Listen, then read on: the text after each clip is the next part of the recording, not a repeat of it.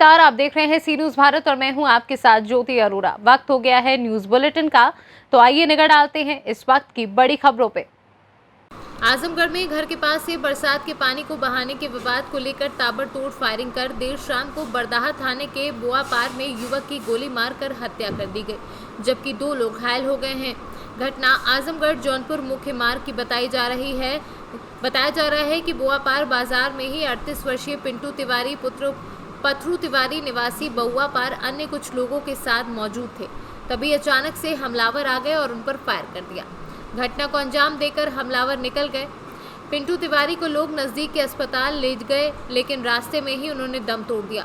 हालांकि पिंटू समेत तीनों को नजदीक के मोहम्मदपुर प्राथमिक स्वास्थ्य केंद्र ले जाया गया, जहां डॉक्टर ने भी पिंटू को मृत घोषित कर दिया। कहाँ के रहने वाले हैं? बहुआ पार ठिकमा। क्या हुआ था भैया?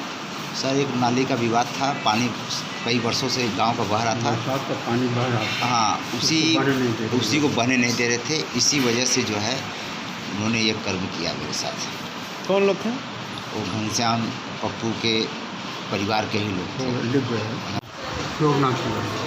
क्या हुआ था? ये वो वही पानी बरसात का पानी जाने के लिए जो बहा है, तो उसी को लेकर क्या हुआ? उसको लेके पानी रोक रहे थे। कौन लोग रोक रहे थे? ये लोग, ये जो क्या नाम है उन लोग का? जो उसमें आकाश तिवारी,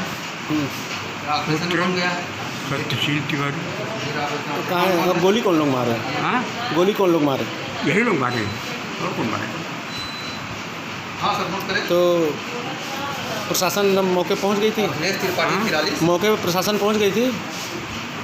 हाँ, नहीं, उसके बाद पहुँचे हैं लोग। वर्धा क्षेत्र के बहुआपार गांव में 2 पक्षों में बरसात का पानी निकलने को लेकर विवाद हुआ और इस विवाद में कहासुनी बढ़ गई, जिसमें एक पक्ष द्वारा दूसरे पक्ष के ऊपर गोली चला दी गई, जिसमें 3 लोग घायल हुए हैं। एक उस घायल व्यक्तियों को तत्काल हॉस्पिटल भेजा गया, जिसमें एक की मृत्यु हो गई, 2 का इलाज चल रहा है। दोनों की हालत अभी ठीक है। जो लोग इसमें बताए गए हैं उनकी गिरफ्तारी हेतु 4 टीमें बनाई गई हैं और दबिश सभी संभावित स्थानों में दबिश भेजी गई है। बहुत जल्दी उनको गिरफ्तार किया जाएगा। बाकी आवश्यक कार्रवाई की जा रही है। मौके पर शांति है, शांति व्यवस्था की कोई समस्या नहीं। आजमगढ़ से सी न्यूज संवाददाता मोहम्मद सादिक की रिपोर्ट। पूरा मामला जनपद बांदा अंतर्गत जिलाधिकारी परिसर का है, जहां पर आज समाज सेविका शालिनी पटेल व अन्य समाज सेवकों ने मिलकर बिजली न आने के संबंध में जिलाधिकारी बांदा आनंद कुमार सिंह को प्रदेश सरकार के लिए ज्ञापन दिया है। इस मौके पर समाज सेविका ने जोर शोर से नारेबाजी भी की तथा बिजली विभाग के प्रति रोष भी प्रकट किया। प्रशासन बिजली कटौती और पानी की समस्या पर आंख मूंदे हुए है और जो संबंधित इसके लिए जिम्मेदार हैं वो अपने एसी रूम पर और लग्जरी व्यवस्थाओं पर बैठे हैं और गरीब जनता जो कि लग्जरी व्यवस्थाओं का वहन तो कर नहीं सकती। और ग्रामीण एरियो पे आप देखेंगे कि इस समय धान का सीजन आने वाला है और समय से बिजली नहीं मिल पा रही, जिससे किसानों को सिंचाई में समस्याएं हो रही। आखिर किसान किसके पास जाए? इसी को लेकर आज हम सभी पीड़ित साथियों के साथ जिला मुख्यालय तक ज्ञापन के हो रही है। जवाहर नगर जो काशीराम कॉलोनी है, वहाँ पर 15 दिन से पानी नहीं आ रहा है। जब लाइट नहीं रहेगी तो पानी आएगी नहीं। 2 टैंकर भेजते हैं, कितनी जनसंख्या में 2 टैंकर में क्या होता है? और जैसे ग्रामीण समस्या है तो वहाँ लाइट नहीं आ रही ट्यूबवेल में, तो लोग किसान को धान की बेड बोना है, कैसे बोएंगे? और जेई को फ़ोन करते हैं, जेई फ़ोन नहीं उठाता। बिशंडा बदौरी एसडीओ को फ़ोन करते हैं, कोई फ़ोन नहीं उठाता है। हम कई बार जो है अधिकारियों को जो है शिकायत भी कर चुके हैं। अभी इसी वजह से, इसी समस्या के लिए हमने जो बाबूलाल चौराहे में धरना दिया था, चक्का जाम किया था, तो यही हमारी समस्या थी। 1 हफ्ता हो गया लेकिन उस समस्या का कोई समाधान नहीं हुआ है। तो आज हमने मुख्यमंत्री महोदय को ज्ञापन दिया, उनके माध्यम से, एडीएम साहब के माध्यम से हमने ज्ञापन दिया है। और अगर हमारी मांगे 3 दिन में पूरी नहीं हुई तो हम उग्र आंदोलन और आमरण अनशन के लिए बाध्य होंगे। बांदा से सी न्यूज संवाददाता कुलदीप त्रिपाठी की रिपोर्ट। मामला फिरोजाबाद के शिकोहाबाद के थाना रामनगर गांव का है, जहां सिरसागंज में कलयुगी पत्नी ने अपने पति का कत्ल कर दिया। बताया जा रहा है कि साले के साथ मिलकर पत्नी ने इस कृत्य को अंजाम दिया है। वहीं पिता आरोप भी लगा रहा है। पिता 2 महीने से न्याय के लिए उच्च अधिकारियों के चक्कर काट रहा है, लेकिन अब तक उसकी कोई सुनवाई नहीं हो पा रही है, न ही उसे न्याय मिल पा रहा है।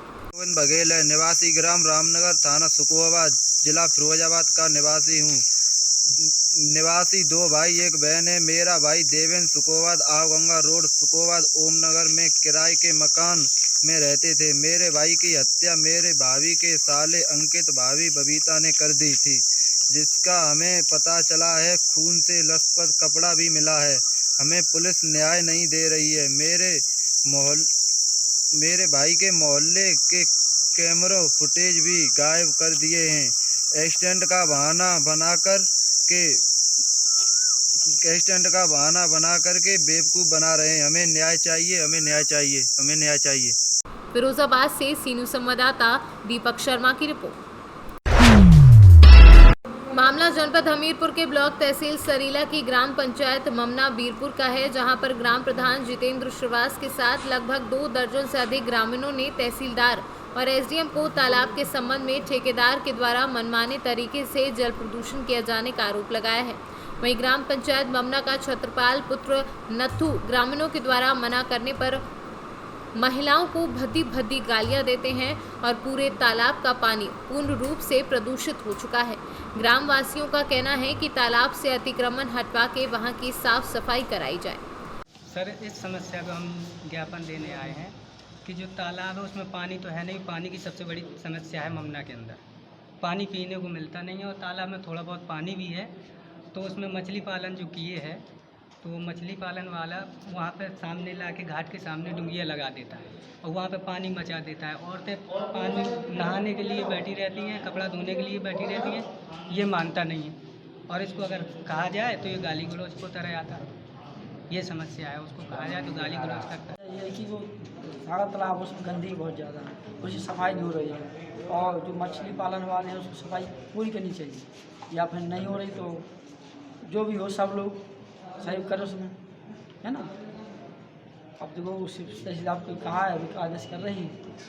तो क्या आश्वासन मिला तहसीलदार? वो ये कह रहे हैं हम आप भेज रहे हैं, जाँच हो रही है उसकी, सफाइयों को डांटेंगे। कौन गंदगी फैला रहा है? ये है कत्थू है, रामपाल बेलगांव, राम सहोदर बेलगांव वाले बता रहे पट्टा कराया है, पट्टा है।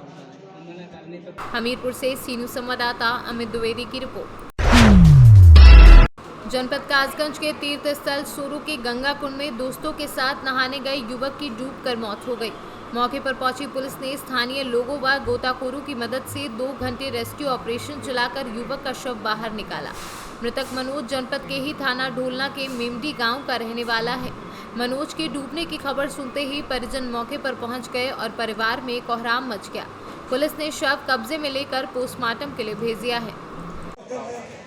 ये जो लड़का सूरो गंगा जी में डूबा है, क्या नाम है इसका? मनोज। पिता का नाम? रविंद्र कुमार। कहाँ के रहने वाला है? ग्राम नेमड़ी, थाना ढोलना। आप कौन है? नाई। नहीं, आप इस जो डूबा है लड़का कौन है आप उसके? ताऊ हैं। अच्छा, तो ये किनके साथ आया था? यहाँ गंगा जी नहाने आया था, क्या था मतलब? यहाँ मतलब ये काम करते थे, शादियों का ठेका लेते थे, उनका शादी में काम करने आए थे। 10-12 लड़के थे। अच्छा, 10-12 लड़के आए थे। तो आपको क्या सूचना मिली? हमें को तो ये सूचना मिली है वो नहाने के मतलब गंगा में नहा लेते समय डूब गया। अच्छा। कासगंज से सीनू संवाददाता मानपाल सिंह की रिपोर्ट। अमरोहा के गांव लतीफपुर में प्रधान की जीत के बाद हर्ष फायरिंग कर रहे युवक प्रद्युमन का वीडियो वायरल हो जाने के बाद थाना प्रभारी पुलिस ने मुकदमा दर्ज कर गिरफ्तार कर लिया है और इस पूरी कार्यवाही की एसपी ने पुष्टि की है। अमरोहा से सीनू संवाददाता अदनान की रिपोर्ट। सरकार के राज्य मंत्री लाखन सिंह राजपूत ने जनपद बांदा के बबेरू अस्पताल और विकास खंड का औचक निरीक्षण किया। खामियों में सुधार लाने के आवश्यक निर्देश दिए। पार्टी कार्यकर्ताओं के साथ मीटिंग हॉल में बैठक की और बैठक का उद्देश्य सिर्फ प्रमुख सीट नजर आ रही है। जाकर निरीक्षण किया।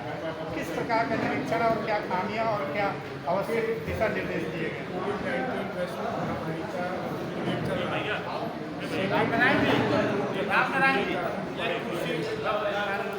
थर्ड वेव की भी सूचना प्राप्त हुई है। थर्ड वेव भी उत्तर प्रदेश में आई है, इसलिए माननीय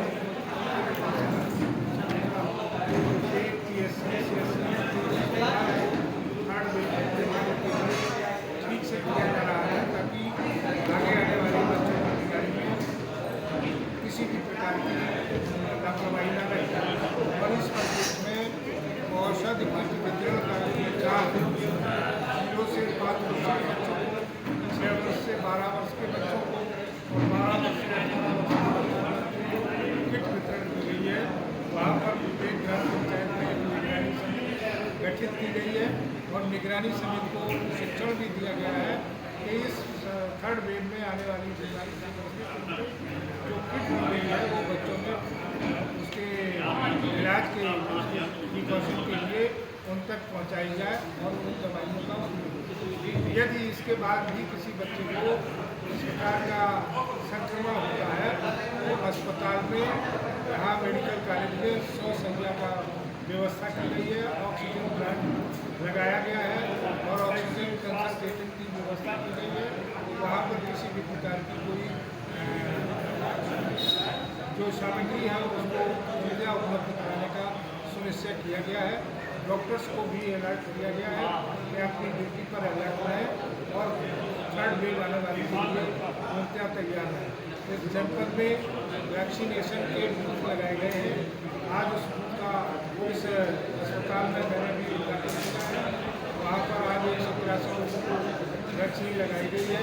पूरे जनपद में 2,30,000 लोगों को वैक्सीन लग चुकी है। 87,000 18+ हैं, 1 लाख से ऊपर 45+ के लोगों को वैक्सीन लगाई जा चुकी है और हमारी निगरानी समेत वहाँ पर वैक्सीन लगाने के लिए सभी को बहुत ही प्रेरणा देने का काम कर रहे हैं, जिसके कारण बूथ पर बड़ी संख्या में लोग वैक्सीन लगाने के लिए आ रहे हैं, जिससे हमारी महामारी से बचाव। बांदा से सीनू संवाददाता नथु प्रसाद पटेल की रिपोर्ट।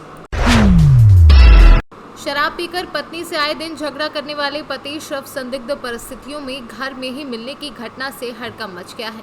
घटना की सूचना पर मौके पर पहुंची पुलिस ने पत्नी सहित 2 अन्य को संदेह के आधार पर गिरफ्तार कर लिया है।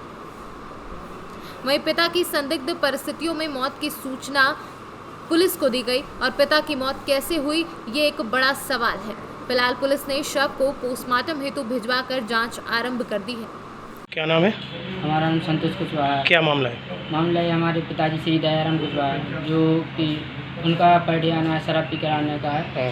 तो घर पे आएंगे, हम लोग तो यहाँ पर गांव में रहते, वो हार में रहते थे बागवान में। वहाँ पर झगड़ा हुआ होगा दादा दादी मम्मी वगैरह से उनका।